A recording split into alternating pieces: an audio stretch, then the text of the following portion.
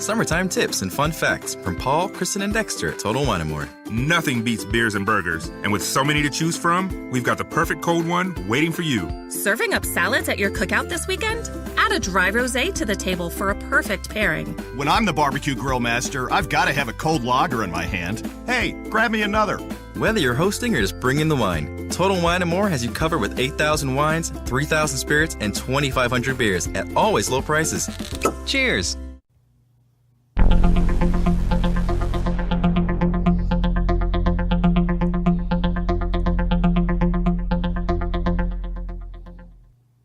Ladies and gentlemen, how's it going? This is Bad Happenings Question Everything. This is a IT security and hacking show we developed to discuss current topics and issues. It was developed through SecNet Lab, my company, which is an IT security researching firm. We also run a hosting company, so visit secnethosting.com for more information on that. One of the reasons we created this is because we think from a different perspective than those who typically do IT security on a day-to-day 9-to-5 basis. We tend to operate during those hours, but also operate during the most dangerous hours, which are the hours in which hackers operate. We question everything because hacking in general and creating is about questioning everything. So we hope you continue to tune in as we discuss some very, very interesting topics. Today, what we're going to talk about is the music, streaming wars, and how hackers can find themselves in the middle of these wars. We've seen over the years that music has become more and more infused with technology. We went from record players to cassettes to CD players, and now you can listen to the music that you want to listen to on your phone. You're streaming it and not even downloading it. Most people aren't actually downloading albums or songs. The great majority of people are actually just streaming. As a business, the labels use the information about how much their artists are streaming to determine what type of deals they give artists and what type of money and marketing and funding they're going to pay those artists. A lot of that. So that's a big deal. It's no different from when you sold a record. The more you stream, that kind of equals the more you sell, is what their assumption is. The problem is it was very, very difficult to fake record sales when they were actual records. It was very difficult to fake CD sales when they were actual CDs because you're counting a physical product. In the streaming era, it is not difficult to fake, and you can do it with top level artists all the way down to the young kid in his living room or in his bedroom that's just now coming out with a new song. So put quite simply, if I'm a new artist now, I can put my money into buying likes on Facebook, followers, Instagram, Twitter, and all of a sudden I can become what appears to be a popular phenom. I can then drop a song by myself, no label, on Spotify or anywhere else for that matter. And there's companies that will sell me streams through what they call streaming farms. There's multiple types of streaming farms, right? You have your traditional streaming farms that are a little bit old school, similar to what we saw, the video that went around a few years back in China, where it was hundreds, probably thousands of phones lined up.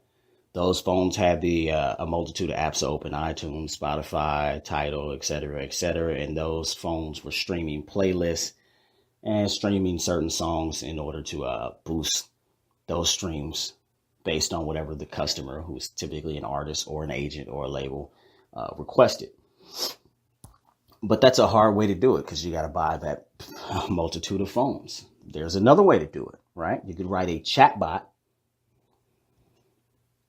that automatically clicks and mirrors human behavior, and you could sit that bot on a server. Servers used to be difficult. Most people didn't have them, but within a matter of minutes, you can spin up an Amazon server, a Google Cloud server, Azure. There's DigitalOcean. There's just lots of cloud companies out there that will allow you to buy server up on server up on server and space upon space upon space. You throw a bot on there, a streaming bot. It's basically a click bot, and you have it talking to Spotify. Write you a script that just continues to stream certain playlists, and that could boost sales. This is detrimental to the industry, but at the same time, it's beneficial to the industry, which is why it hasn't been resolved.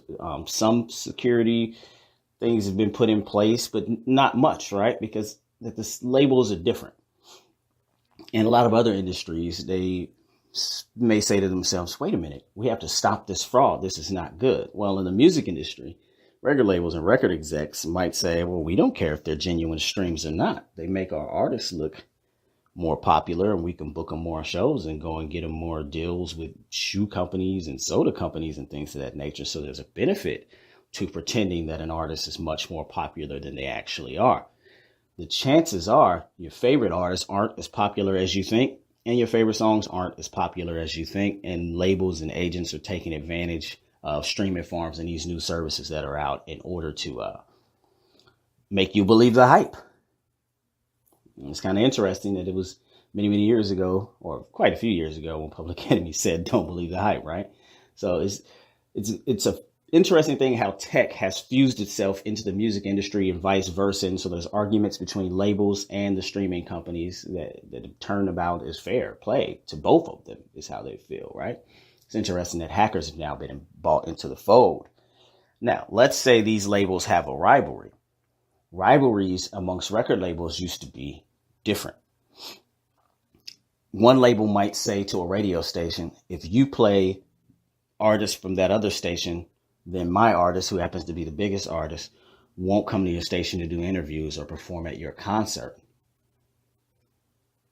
And then you have payola and things of that nature too. So it got really, really sticky. Now we're in a different situation. What I see happening in the future, it's my prediction, the same labels who take advantage of boosting their own artist numbers through streaming, they will take that too far and then wonder what they can do to hack into other labels' streaming farms to decrease that artist streaming. Because anything that you can pay to increase when it comes to technology, you can certainly pay to suppress and decrease. And I see labels getting greedy enough to do such a thing. It sounds wild, but around here we question everything. Questions are the very, very start of how you push technology forward and how you come up with the right ideas in order to resolve these issues. We have to really dig into the security of music. That way we can get some integrity about how much an artist is really streaming, and then in turn the artists will know what they're actually worth and maybe someday be able to actually get paid what they're worth or not. But that's a big thing. If you're looking for somewhere to research streaming farms, the security surrounding them and protecting them, and the security used to infiltrate them. And it'll teach you a lot about bots in general and how they work. Bots are very, very common. It's quite often we use bots to spread viruses. So it's nothing new. It's just being used in a different form, in a different way, in a way to make money. In fact, a few years back, a guy wrote a botnet program that was specifically targeted to Spotify, right? He was using, AWS servers with the chatbots on them. His computer's being used as a remote server, talking to a database, talking to AWS servers, chatbot, and then it talks to Spotify, creates a whole bunch of different accounts, and just starts streaming under those accounts. He said he was making about $20 to $30 per day. So it's out there, and it's not going to go away. Once the technology is there and people are still in the process of figuring out how they can take advantage of it or how they can get rid of it, there's still debate on it, then it's going to be there for quite some time. There is really no true way to stop it that anybody's discovered that's efficient or worth it yet. Nobody's motivated enough to care just yet, but I see that happening in the foreseeable future. There's going to be a continuous debate on it one way or the other. I appreciate you all listening. Bad happenings, question everything. Visit secnethosting.com for your hosting and security consultation needs.